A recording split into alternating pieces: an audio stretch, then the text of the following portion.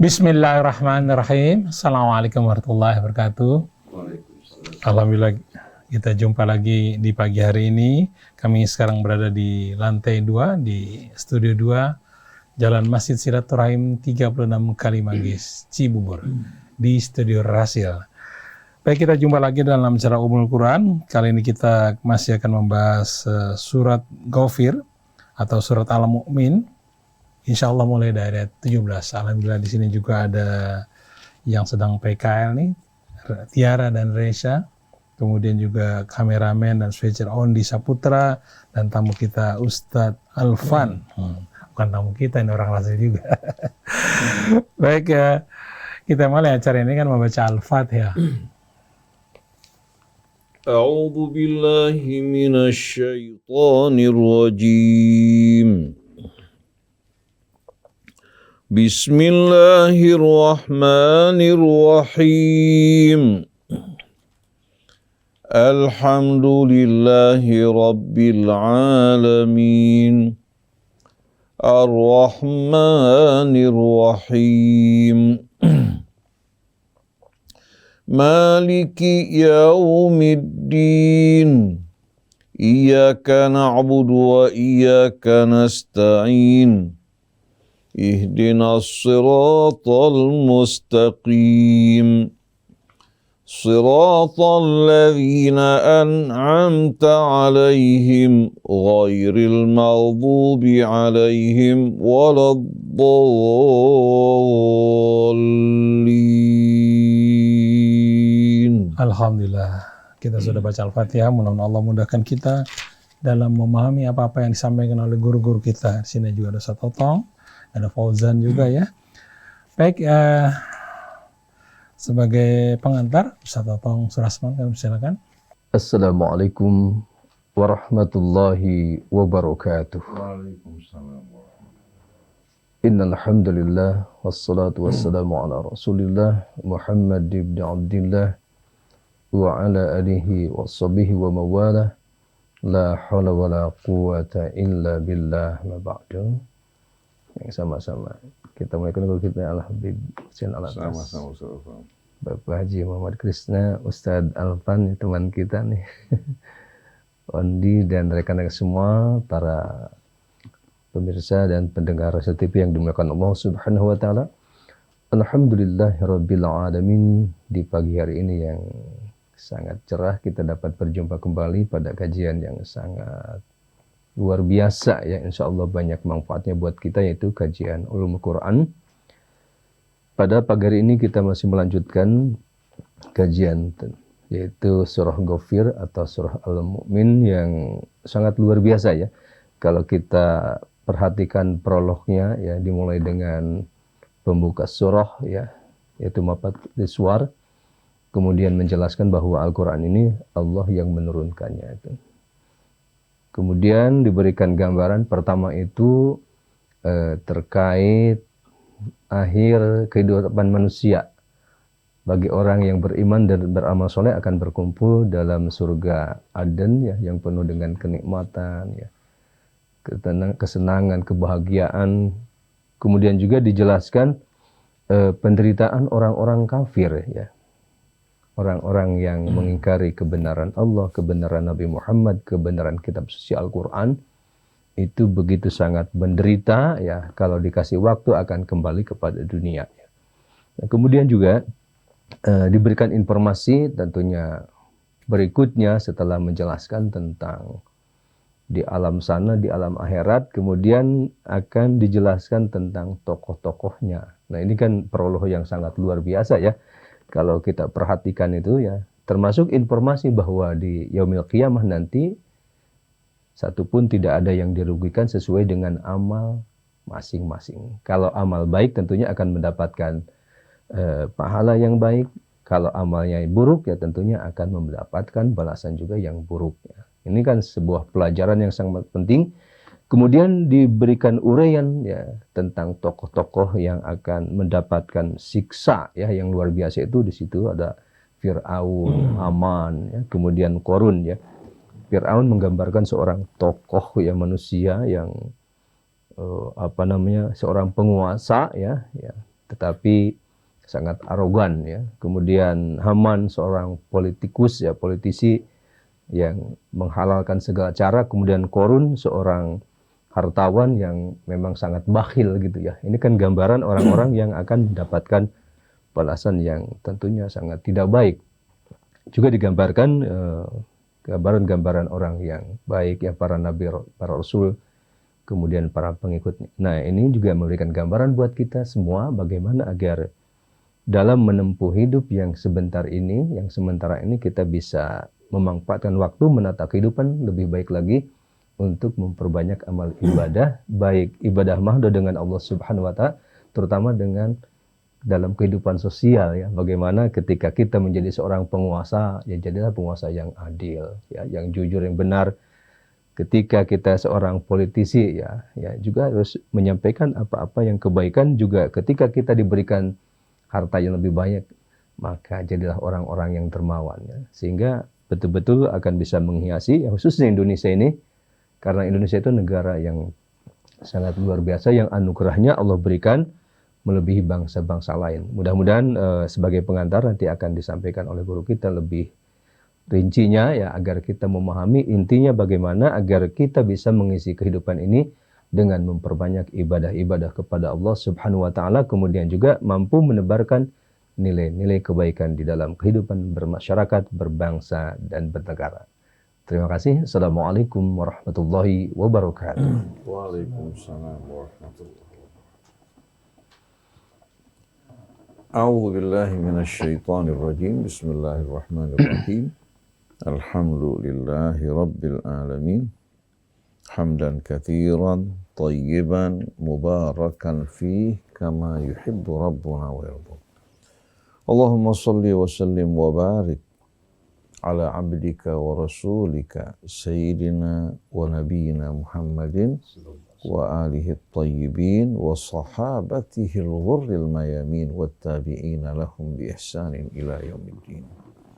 Subhanak la ilma lana illa ma 'allamtana innaka antal alimul hakim.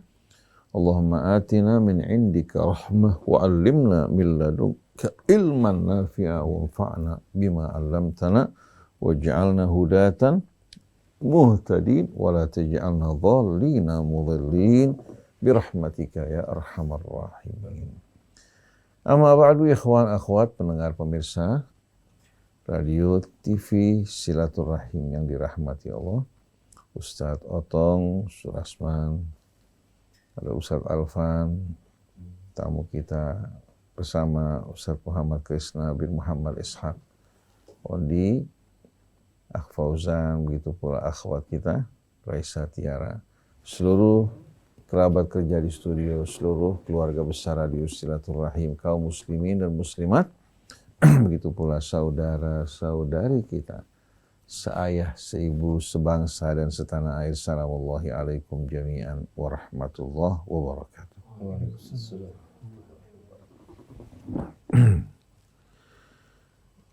Apabila kita membaca ayat-ayat suci Al-Quran, kita meresapi dan merenungkannya dengan baik, kita akan temukan tema-tema utama akan hadir di hadapan kita. Yang pertama, atau tema yang paling utama adalah Tauhidullah.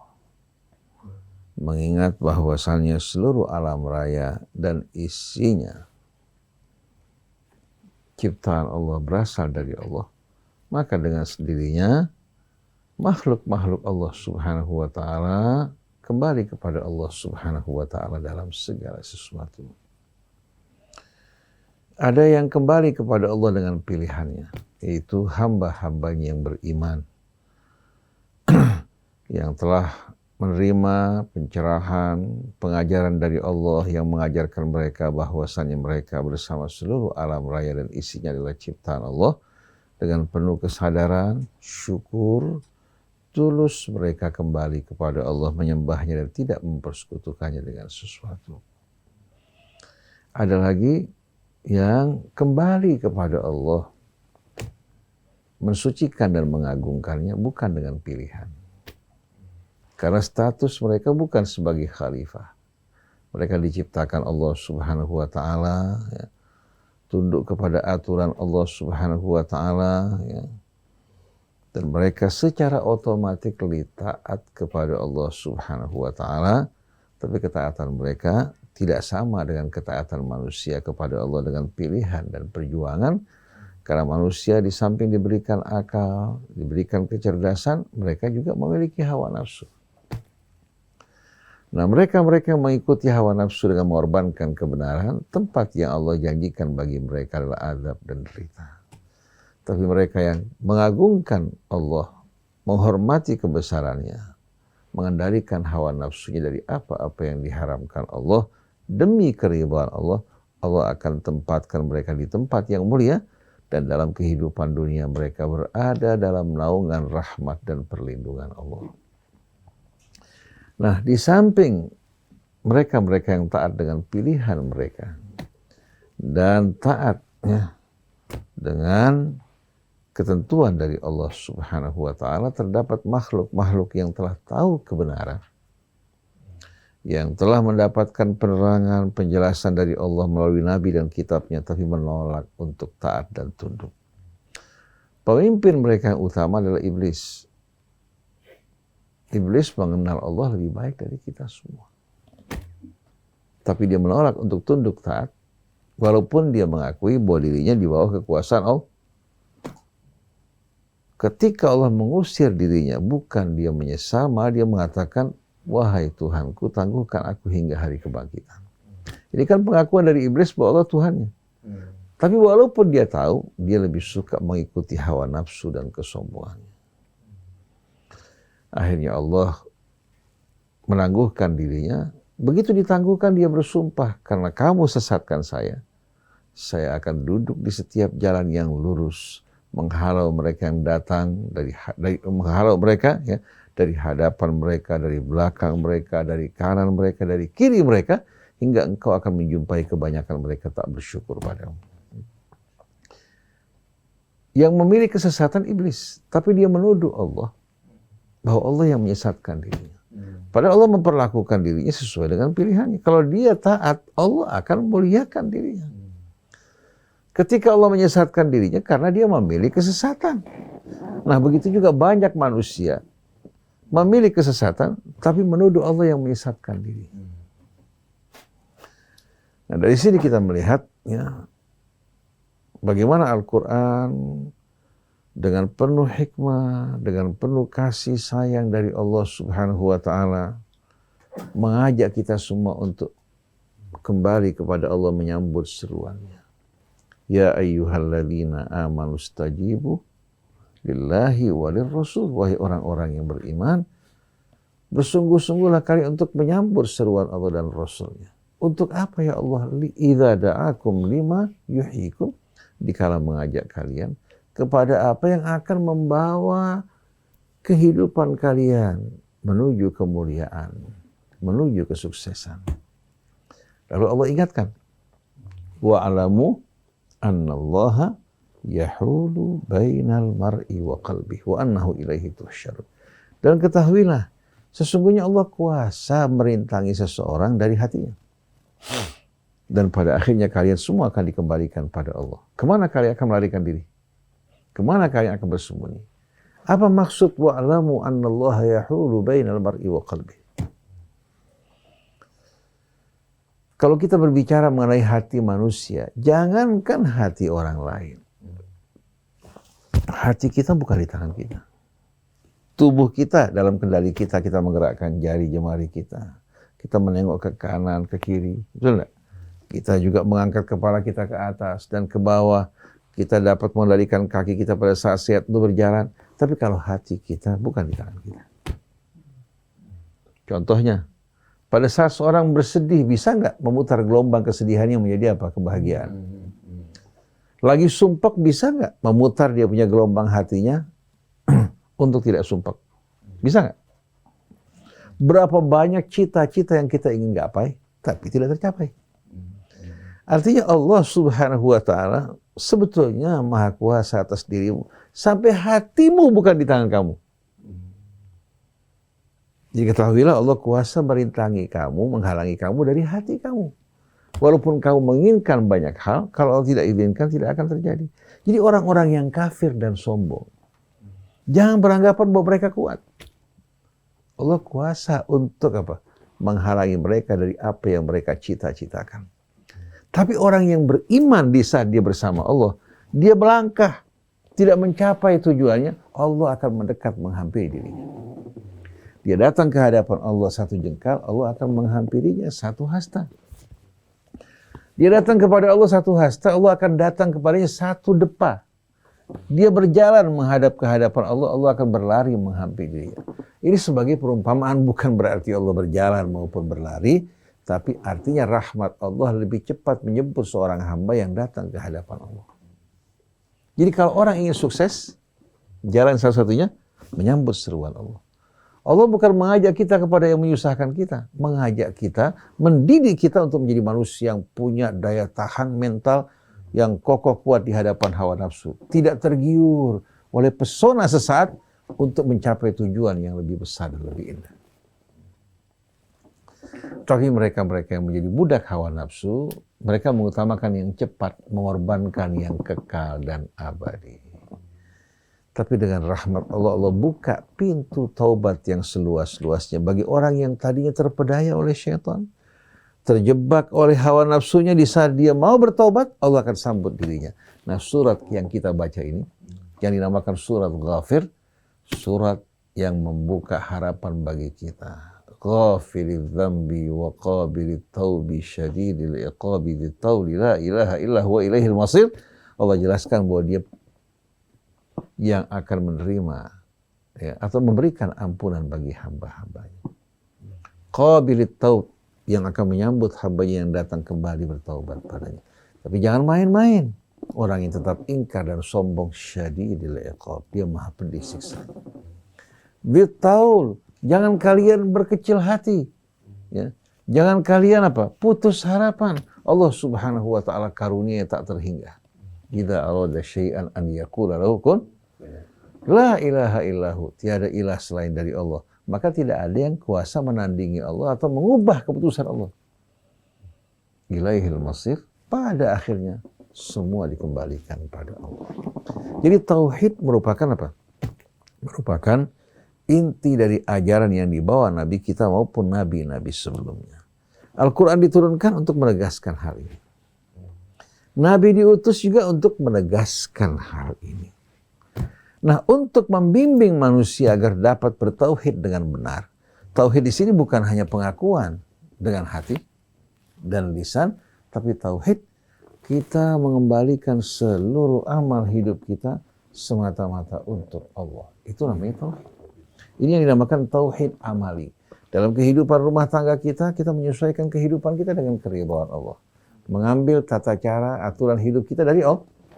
Bersama ayah ibu kita juga demikian, bersama masyarakat di sekitar kita, dalam mengatur juga bangsa negara kita kembali kepada Allah, berarti kita telah mentauhidkan hidup kita kepada Allah. Tapi kalau kita menerima sebahagian, menolak sebahagian, berarti apa? Tauhid kita bercampur dengan syirik. Kita mengakui bahwa Allah adalah Tuhan kita, tapi dalam kehidupan rumah tangga kita, masyarakat kita, berbangsa, bernegara kita, kita menolak untuk ikut aturan Allah. Maka seperti yang Allah bilang, wa ma yu'minu aktsaruhum billahi illa wa hum musyrikun, sebahagian besar dari mereka tidak beriman pada Allah kecuali imannya bercampur dengan syirik. Jadi kata tauhid itu bukan hanya terbatas pada lisan, bukan hanya sebatas hati, tapi tauhid ya qalbi dan lisan diiringi dengan tauhid amali, di mana amal kita, langkah kita berjalan di jalan Allah menuju Allah Subhanahu wa taala. Firman Allah, fa'budullaha mukhlishina lahuddin, sembahlah Allah atau mengabdilah kepada Allah dengan memurnikan ibadah kalian semata-mata untuk Allah, seperti yang Allah ajarkan, inna sholati wa nusuki wa mahyaya wa mamati lillahi rabbil alamin la syarika lahu wa bidzalika umirtu wa ana awwalul muslimin. Jadi kalau kita perhatikan Mas Krisna, Quran diturunkan untuk menegaskan hal ini. Nabi diutus juga untuk menegaskan hal ini. Oleh karena itu, risalah yang diterima oleh Nabi kita Muhammad SAW dari tata aturan kehidupan sebetulnya ya tujuannya untuk mengembalikan kita semua kepada Allah, hingga semua yang kita lakukan, gerak-gerik kita, diam kita, ya, pergaulan kita bersama keluarga kita, dalam kehidupan sosial kita, bermasyarakat kita, ekonomi kita, berbangsa, bernegara, tidak lepas dari apa? Pemerintahan Allah sebagai satu-satunya hakim di alam raya ini. Nah, kalau kita lakukan dengan tulus, ikhlas, penuh kepatuhan, kita orang-orang yang benar-benar bertauhid pada Allah. Oleh karena itu, ayat-ayat Al-Quran menggunakan berbagai macam uslub. Terkadang menggunakan kisah-kisah para nabi sebelumnya sebagai pendidikan buat kita. Terkadang memberikan perumpamaan. Terkadang mempergunakan ayat-ayat kauniyah di alam raya untuk membuka wawasan hati kita untuk menyadari bahwa semua ternyata berjalan sesuai dengan aturan Allah Subhanahu wa taala. Sampai diri kita merupakan ayat-ayat Allah fi anfusikum ayatun afala tubsirun. Kalau orang bertanya, siapa kira-kira yang mau operasikan jantungnya hingga dia bekerja dengan baik? Begitu pula kedua paru-parunya. Ada manusia yang melakukan. Jadi sampai jantungnya, sampai ginjalnya, sampai paru-parunya yang kembang kuncup pencernaannya, begitu pula sel-sel otaknya, memorinya bekerja semua dengan apa? Dengan kendali Allah Ta'ala. Kenapa kita tidak mau sama sekali berserah diri dengan hati kita kepada Allah, begitu pula menyesuaikan amal kita dengan keridhaan Allah. Jadi inti dari ajaran yang dibawa oleh para nabi adalah tauhid, sedangkan yang kedua an-nubuwah, yaitu kenabian, justru apa? Mengajarkan kepada kita, menerangkan apa yang Allah kehendaki dari hamba-hambanya. Bukan karena kebutuhan Allah pada kita, tapi demi menjalani kehidupan kita dalam keadaan baik, lurus, sesuai dengan keridhaan Allah. Nah, yang ketiga adalah hari akhir. Sebagaimana kita berawal dari Allah, hidup bergantung pada Allah, kita akan kembali pada Allah, dan di hari akhir Allah akan menuntaskan balasan kita masing-masing. Yang beriman, yang taat, patuh kepada Allah akan mendapatkan balasannya. Sedangkan mereka yang ingkar dan durhaka menerima hukumannya. Dan semua ditegakkan dengan penuh keadilan.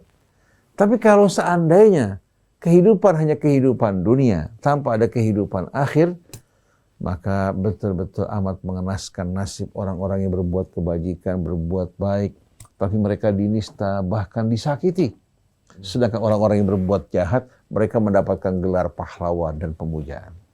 Jadi kehidupan dunia ini bukan kehidupan yang akan menuntaskan keadilan dengan sempurna, tapi kehidupan dunia merupakan ladang ujian bagi yang kaya, yang miskin, yang kuat maupun yang lemah, ya, yang tampan ataupun yang cantik. Bagaimana sikap mereka dalam kehidupan dunia, maka kehidupan akhir itulah betul-betul pengadilan yang benar-benar sejati, penuh keadilan. Jadi jangan di dunia kalau kita sukses merasa bangga. Jangan juga yang miskin, yang merana, merasa bersedih, frustasi. Allah tidak pernah pilih kasih. Masing-masing sesuai ujian yang Allah berikan, akan berikan balasan yang sempurna. Nah, pada kajian yang lalu kita mulai dari ayat 10 surat Ghafir. Setelah dimulai dengan uraian yang begitu indah. Juga mengisahkan bagaimana para malaikat yang memikul arasy, malaikat yang berada di sekeliling arasy, mereka berdoa untuk orang-orang yang beriman, bagi keluarga mereka, bagi ayah ibu mereka. Artinya masyarakat, malaikat Allah Subhanahu wa taala yang taat kepada Allah, yang senantiasa bertasbih kepadanya, mereka juga ikut serta mendoakan orang-orang yang beriman. Nah, pada ayat 10, sebelum kita melanjutkan kajian kita secara singkat, Allah menerangkan, innal ladzina kafaru yunadawna la maqtullahi akbaru min maqtikum anfusakum ittuda'auna ilal imani fatakfurun. Sesungguhnya orang-orang yang kafir, yang ingkar, yang mengikuti hawa nafsu mereka walaupun telah tahu kebenaran, begitu hari kebangkitan datang, mereka akan diseru dan dipanggil oleh Allah. la maqtullahi akbaru min maqtikum anfusakum. Sesungguhnya kemurkaan Allah terhadap kalian lebih dahsyat dari kemurkaan kalian terhadap diri kalian. Kalian mencaci maki diri kalian karena kebodohan kalian memilih kekafiran.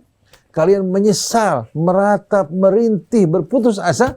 Ketahuilah, sesungguhnya kemurkaan Allah terhadap kalian jauh lebih dahsyat dibandingkan rasa murka kalian terhadap diri kalian.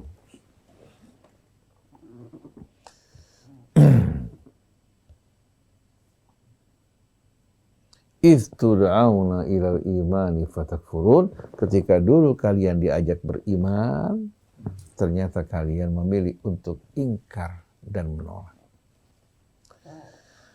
Pada saat itu mereka dengan penuh penyesalan berkata, qalu rabbana amattana thnataini wa ahyaitana thnataini fa'tarafna bidhunubina fahal ila khurujin min sabil.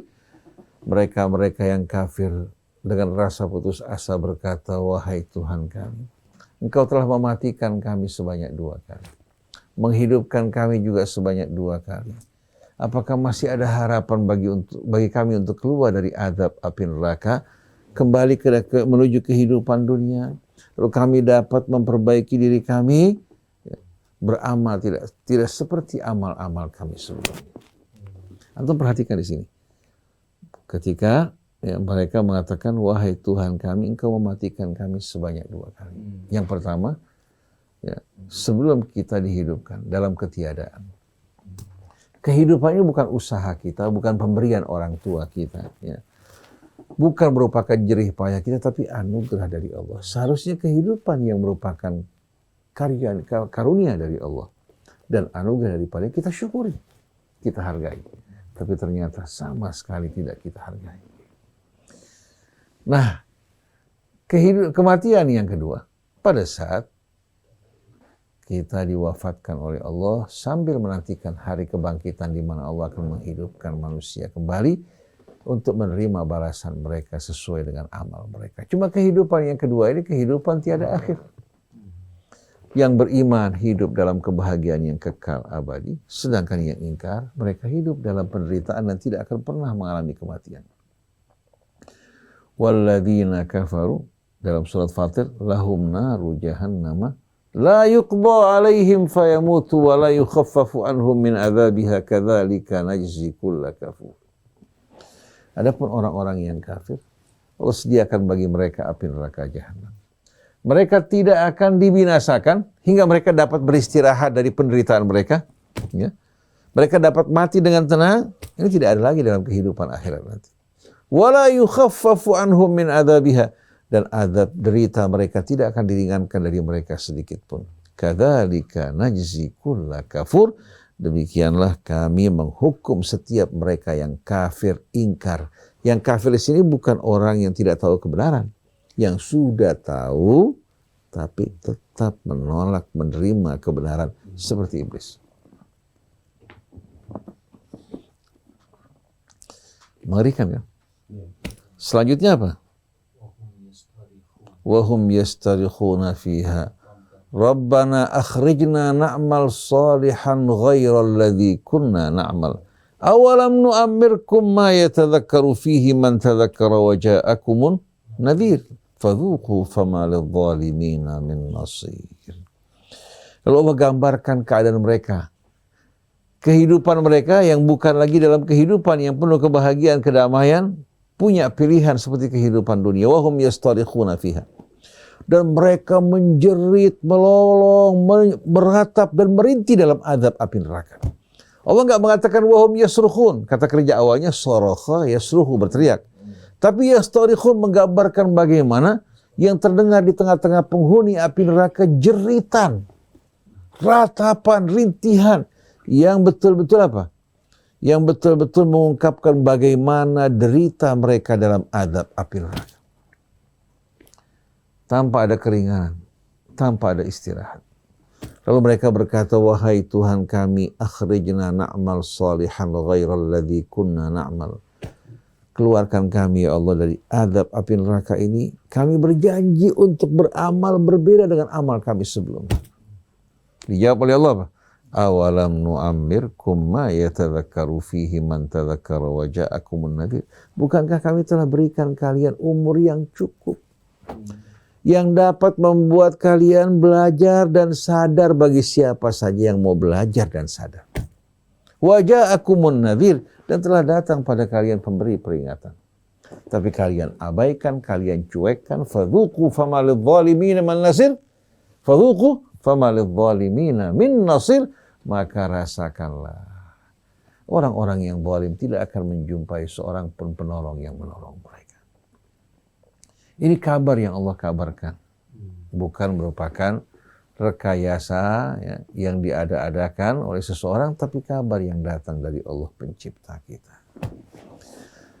Lalu setelah itu Allah menjawab, "Dzalikum bi annahu idza du'iyallahu wahdahu kafartum wa yusyrak bihi tu'minu fal hukmu lillahil aliyyil kabir." Kalian jangan salahkan Allah. Semua ini kalian terima karena waktu kalian diajak beriman pada Allah untuk menyembah Allah semata, kalian menolak. Tapi kalau diajak menuju kesyirikan, kalian menyambut dan beriman padanya. Jadi hati mereka lebih condong aman dengan kesyirikan. Diajak kembali pada Allah, mereka menolak, bahkan mengolok-olok orang yang mengajak. Fal hukmu lillahil aliyyil kabir, maka keputusan berada di tangan Allah yang maha agung, yang maha tinggi lagi maha besar.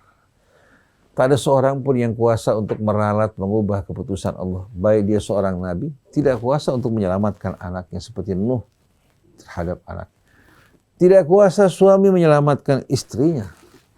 Begitu juga seperti Nabi kita Muhammad SAW tak kuasa untuk menyelamatkan pamannya Abu Thalib. Karena keputusan semua berada di tangan Allah. Fal hukmu lillahil aliyyil kabir. Setelah itu Allah Subhanahu wa taala ingatkan kita melalui ayat-ayatnya, setelah mengingatkan kita akan saat hari kebangkitan, hari yang amat dahsyat dan mengerikan, Allah Subhanahu wa taala mengajak kita merenungkan ayat-ayatnya. Ini merupakan keindahan uslub Al-Qur'an. Jadi berpindah-pindah dari satu tema ke tema untuk membuat kita tidak merasa bosan pada saat membaca ayat-ayat Allah dan dapat mengambil pelajaran dengan penuh keindahan. Huwallazi yuriikum ayatihi wa yunazzilu lakum minas sama'i rizqa. Dan dialah yang memperlihatkan kalian ayat-ayatnya. Menurunkan bagi kalian dari langit rizki, maksudnya butiran-butiran air hujan yang menumbuhkan rizki kalian. Wa ma yatadzakkaru illa may yunib, dan tidak akan ada orang yang mengambil pelajaran dari semua ini kecuali yang hatinya kembali pada Allah. Fad'ullaha mukhlishina lahuddin. Maka mohonlah kepada Allah, beribadahlah kepada Allah dengan betul-betul memurnikan ibadah kalian, ya, yang berkaitan dengan seluruh kehidupan kalian semata-mata untuk Allah. Bukan hanya salat untuk Allah, bukan hanya puasanya untuk Allah, tapi kehidupan kita, mati kita persembahkan teruntuk Allah dengan murni dan tulus. Walau karihal kafirun, walaupun orang-orang yang kafir di sekeliling kamu tidak menyukai hal tersebut, jangan kamu hiraukan mereka. Karena begitu kamu mati, mereka tak kuasa menolong kamu. Dalam kubur tidak kuasa menemani kamu, membantu kamu. Apalagi pada saat hari dibangkitkan. Mengapa kita peduli terhadap mereka? Adapun rezeki kamu jangan khawatir. Allah yang memberikan rezeki untuk makhluk-makhluknya. Rafi'ud darajat. Kenapa kamu khawatir? Tuhanmu Rafi'ud darajat, maha tinggi derajatnya di atas seluruh makhluknya. Dan dia juga yang akan mengangkat derajatnya orang-orang yang beriman. Dzul arsh, dialah satu-satunya penguasa pemilik arsh. Yulqir ruha min amrihi ala may yasha'u min ibadihi. Dan dialah yang menurunkan ruh ya, min amrihi, dari bimbingan petunjuknya kepada siapa-siapa yang Allah kehendaki dari hambanya. Kita faham dari kata ruh di sini apa? Al-Quran. Yang membawanya ar-ruhul amin, yaitu Jibril alaihi salatu wassalam. Kenapa Quran dinamakan ruh? Karena Quran ini yang akan membawa manusia menuju kehidupan yang sebenarnya. Sebagaimana kita tahu, ruh dalam bahasa Arab, dalam bahasa Indonesia berarti nyawa. Betul nggak? Manusia tanpa nyawa gimana? Tubuhnya, jiwanya juga akan padam. Nah, Quran di sini merupakan ruh yang sebenarnya bagi jiwa manusia yang akan menghidupkan, yang membuat pandangannya, pendengarannya, seluruh kehidupan yang betul-betul diterangi oleh cahaya Allah Subhanahu wa Ta'ala. Dan ungkapan semacam ini Allah turunkan juga dalam surat Syura pada ayat-ayat terakhirnya, wa kadzalika auhayna ilaika ruhan min amrina. Demikianlah kami wahyukan padamu ruh dari sisi kami. Jadi siapa yang ingin betul-betul jiwanya hidup, maka hendaklah dia selalu berdampingan dengan Al-Quran. Jadi Allah menurunkan ruh dari bimbingan petunjuknya, bukan berasal dari benak manusia, pengalaman penelitian mereka, tapi kembali pada ilmu Allah. Kepada siapa yang Allah kehendaki dari hambanya, liyundhira yaumat talaq, untuk memberikan peringatan kepada kita semua akan hari perjumpaan dengan Allah yang tak mungkin dapat dielakkan. Yaumahum barizuna la yakhfa 'alallahi minhum syai'. Ketika mereka semua hadir tampak, tak ada seorang pun dari mereka yang akan tersembunyi. Di mana Allah jadikan bumi pada saat itu berbeda dengan bumi saat ini. Bumi pada saat itu dalam keadaan datar. Yauma nusayyirul jibala wa taral arda barizatan wa hasyarnahum falam nughadir minhum ahada. Ketika kami lenyapkan gunung-gunung, dataran-dataran tinggi semua dilenyapkan. Pada saat itu bumi dalam keadaan datar menampakkan semua yang berada di permukaannya, tak ada satupun orang yang alpa. Yauma tubaddalul ardu ghairal ardi was samawatu wa barazu lillahil wahidil qahhar. Ketika bumi ditukar, digantikan bukan lagi seperti bumi sebelumnya, pada saat itu mereka semua akan tampil di hadapan al-wahidil qahhar. Bayangkan coba hari perkumpulan tersebut, ketika manusia dari mulai Adam hingga manusia terakhir berkumpul di padang yang sama. Kelas 1 pada saat itu bukan kembali kepada materi, bukan kembali kepada kedudukan, bukan kembali kepada darah biru, tapi kelas utama pada hari tersebut akan ditempati oleh orang-orang yang beriman, bertakwa, dan bertawabu di atas muka bumi. Maka jangan orang merasa minder dan kecil. Lihat kekayaan dunia, silau. Lihat orang yang berkedudukan, kita tergopoh-gopoh menyambut dirinya. Ketahuilah iman sama takwa lebih berharga dari mereka semuanya. Jadi pada hari tersebut, yaumahum barizuna 'ala Allah. Mereka semua tampak di hadapan Allah. La yakhfa minhum syai'. Tidak ada sesuatu tentang diri mereka atau diri mereka yang tersembunyi dari Allah. Lalu Allah bertanya, limanil mulkul yaum? Punya siapa kekuasaan pada hari ini? Dijawab, lillahil wahidil qahhar. Semuanya menjawab, kekuasaan pada hari tersebut di tangan al-wahidil qahhar.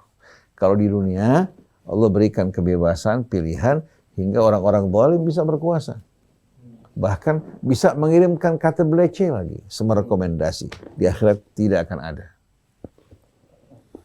Nah selanjutnya, al-yauma tujza kullu nafsin bima kasabat. Pada hari ini tiap orang akan dibalas sesuai dengan apa? Dengan hasil usahanya. Tidak akan ada kezaliman. La zulmal yaum. Pada hari ini tidak terdapat kezaliman. Innallaha sari'ul hisab. Sungguh Allah maha cepat hisabnya. Kalau di dunia bisa terjadi kesalahan nilai.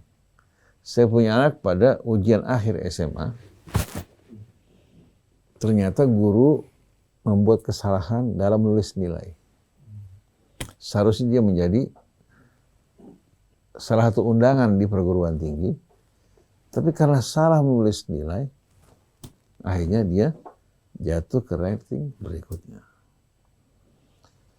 Sewaktu saya punya anak mengetahui hal ini, langsung dia mengadukan kepada gurunya bahwa ini salah dalam menulis nilai. Si guru mengatakan minta maaf, hasil sudah kami kirim kemana? Dan nggak bisa dirubah.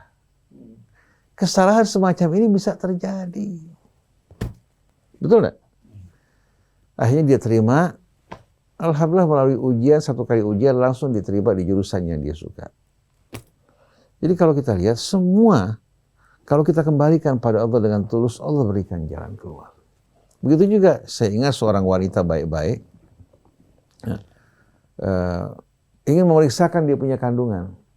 Waktu melakukan pemeriksaan, ya, subhanallah, ketika dia pada saat itu lagi demam, di samping ingin memeriksakan darahnya, periksa juga air seninya. Waktu keluar hasil pemeriksaan, suami sama dia menjerit. Karena hasilnya bahwa perempuan ini terkena spilis. Pak, ini perempuan nggak pernah bergaul dengan laki-laki, masih kecil, baru menikah. Akhirnya waktu dicek ulang ternyata kesalahan dalam menulis apa? Nama. Jadi seharusnya untuk orang lain, ya, ternyata apa? Terjadi pada dirinya. Bahaya nggak? Bahaya sekali. Nah di akhirat mungkin nggak Allah salah? Tidak. Nggak mungkin sama sekali. Karena di samping malaikat menulis, Allah Maha Tahu tanpa sama sekali pemberitahuan dari malaikat. Tidak ada satupun yang tersembunyi dari Allah. Maka keadilan di hari akhir, ya, tidak dapat sama sekali apa? Dirubah. Dengan tegas, siapapun juga tidak akan pernah dizalimi. Dan nilai seseorang tidak akan ditambahkan karena dekat semua orang-orang terpandang. Di akhir tidak ada sama sekali. Di dunia kan orang-orang yang gagal bisa mendapatkan nilai tinggi. Betul nggak? Kalau ada kedekatan atau dengan cara menyontek. Orang yang bersungguh-sungguh belajar, hasil ujiannya tidak seperti yang didapatkan mereka-mereka yang berbohong. Jadi kehidupan dunia merupakan apa? Kehidupan yang belum tuntas sampai datangnya hari akhir. Nah, kita lanjutkan sedikit. Wa anzirhum. La zulmal yaum, tidak akan ada kezaliman pada hari ini. Innallaha sari'ul hisab. Dan kalian nggak perlu khawatir. Di dunia kan penilaian luar biasa, waktunya butuh apa? Butuh waktu lama kan. Begitu juga menghitung hasil pemilu juga cukup lama. Tapi kalau Allah, innallaha sari'ul hisab. Allah maha cepat hisab. Dan nggak ada kecurangan pada hari tersebut. Di dunia bisa ada kecurangan. Tapi di hari akhir tidak akan ada kecurangan. Wa anzirhum yaumal azifati idzil qulubu ladal hanajiri kadhimin, dan berikan peringatan kepada mereka. Yaumal azifah, dari hari dan saat, ya, berakhirnya kehidupan dunia dan datangnya hari kebangkitan yang telah dekat, atau yang semakin mendekat. Kata azifah menggambarkan sesuatu yang mendekat. Jadi berikan peringatan kepada mereka akan hari kehancuran dunia ini, ya. Dan hari kebangkitan yang menyusul yang amat dekat tidak lama lagi. Idzil qulubu ladal hanajiri kadhimin, ketika jantung-jantung manusia pada hari tersebut menyesak hingga kerongkongan. Dalam terjemahan diterjemahkan ketika hati manusia menyesak sampai kerongkongannya. Padahal sebetulnya al-qulub jamak dari al-qalb secara anatomi adalah jantung. Jadi ketika jantung-jantung manusia karena ketakutan yang luar biasa naik menyesak sampai kerongkongan.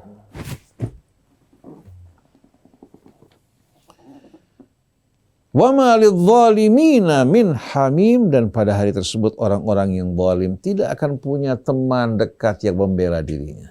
Wala syafi'i yuta, atau juru syafaat yang akan didengar dan diterima syafaatnya. Ini betul-betul pengadilan yang penuh dengan keadilan.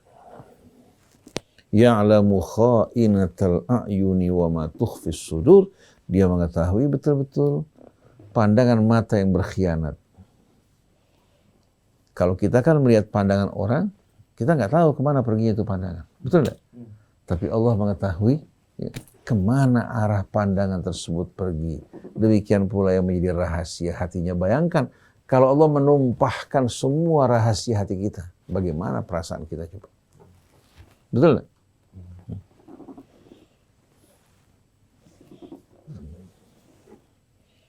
Jadi ya'lamu kha'inatal a'yuni wa ma tukhfis sudur, Allah mengetahui mata-mata yang berkhianat. Begitu pula apa-apa yang tersimpan dalam dada. Wallahu yaqdi bil haq, dan Allah Subhanahu wa taala akan memutuskan dengan penuh kebenaran dan keadilan. Dengan hak tanpa ada kezaliman sedikit pun. Walladzina yad'una min dunihi la yaqduna bi syai'. Sedangkan yang disembah selain dari Allah, yang dimohon selain dari Allah, mereka enggak mampu untuk memutuskan apa-apa sama sekali. Kenapa minta kepada selain Allah?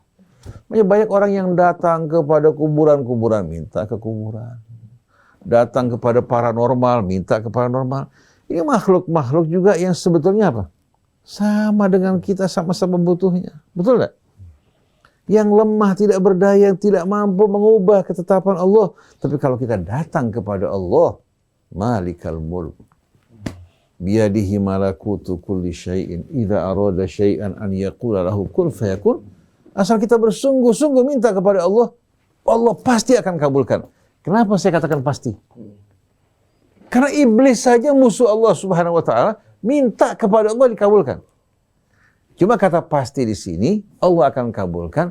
Allah akan kabulkan yang baik buat kita.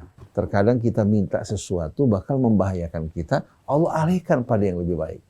Seperti seorang anak minta sama ibunya diberikan motor. Si ibu mengatakan tidak. Mama pelit. Bapaknya juga membela, emang dasar baba sama mama nggak sayang sama anak. Si anak hanya berpikir apa? Bapak ibunya sayang itu kalau dipenuhi permintaannya. Si bapak marah mengatakan bukan, Baba sama mama nggak sayang sama kamu. Baba khawatir kalau kamu naik motor bahaya buat kamu. Insya Allah Abah berikan buat kamu mobil ya, yang lebih aman buat kamu. Bukan berarti Abah ibunya nggak sayang. Betul nggak?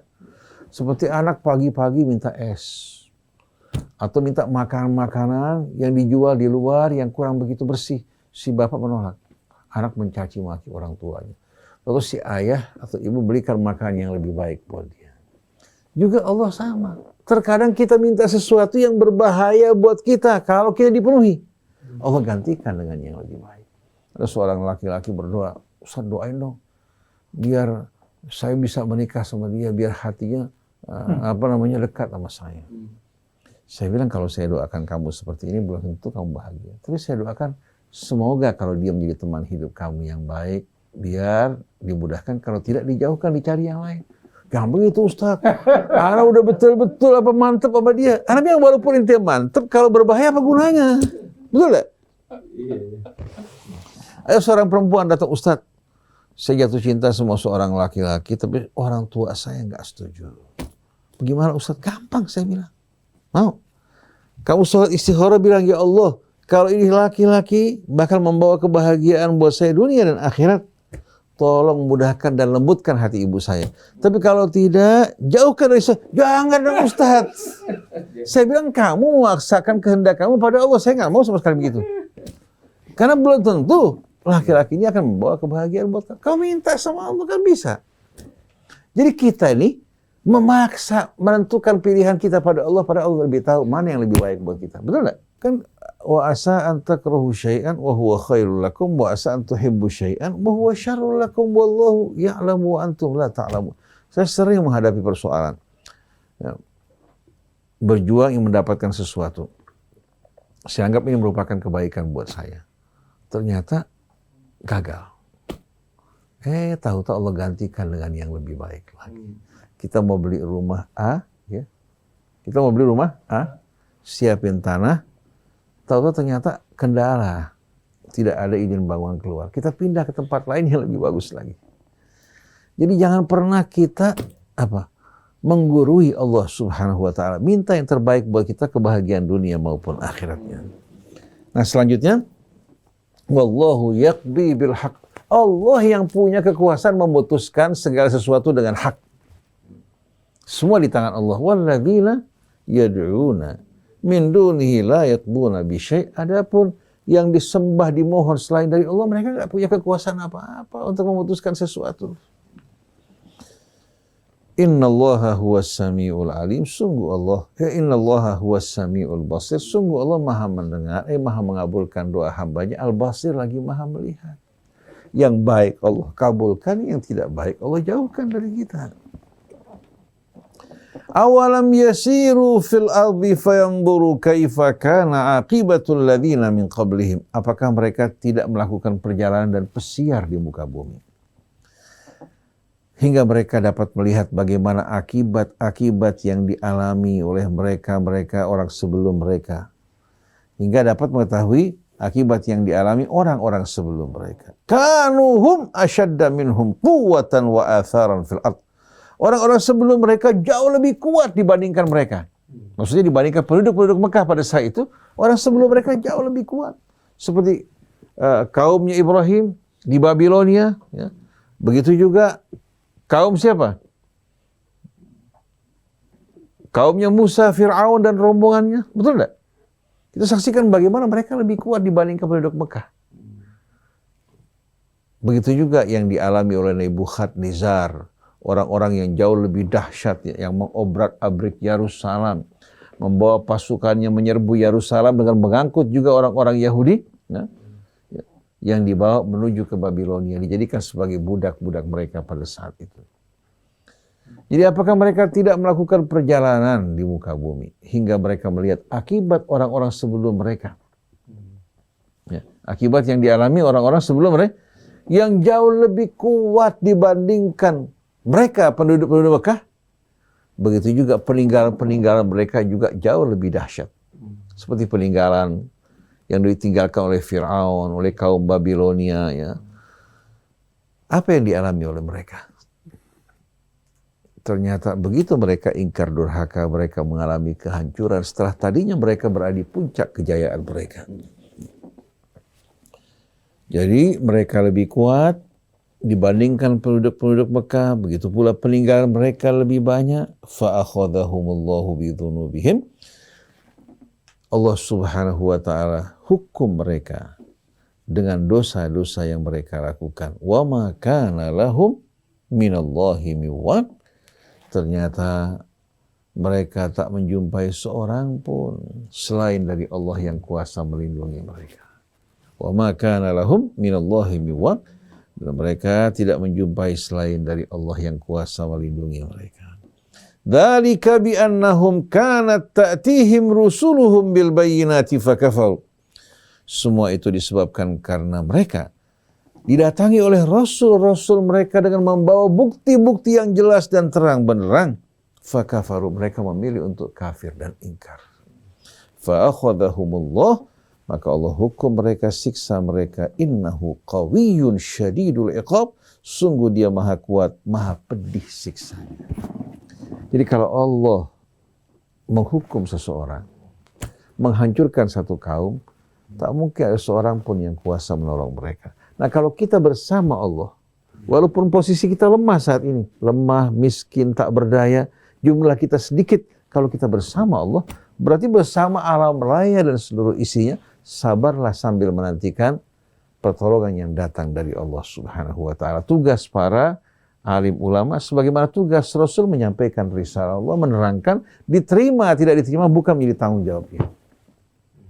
Jadi tidak perlu kita masuk dalam politik konspirasi, ya. Mereka-mereka yang melakukan makar pasti mereka akan masuk ke dalam makar yang mereka buat. Nah, mudah-mudahan renungan kita di bawah naungan Al-Quran, sebelum orang lain mengambil manfaat dari kita, kita juga dapat mengambil manfaat, dapat betul-betul membersihkan hati kita, meluruskan hidup kita, dan menempatkan langkah kita di jalan Allah, dan bertauhid dalam arti yang betul-betul sempurna, baik lahir maupun batin, baik itu dalam pemahaman maupun dalam amal, betul-betul berjalan di atas jalan yang Allah tunjukkan, kembali pada Allah. Subhanakallahumma wa bihamdik, asyhadu an la ilaha illa anta astaghfiruka wa atubu ilaik, wal afu minkum, wassalamu alaikum warahmatullahi wabarakatuh. Ya Iwan dan Wat, demikian tadi uraian mengenai surat Ghafir. Pesan-pesannya sudah diuraikan oleh Ustaz Husain ya. Saya Muhammad Krishna, Ondi Saputra, kemudian Yusuf Bangkit, dan Anis Muhari, mohon pamit. Wabillahi taufiq wal hidayah. Assalamualaikum warahmatullahi wabarakatuh.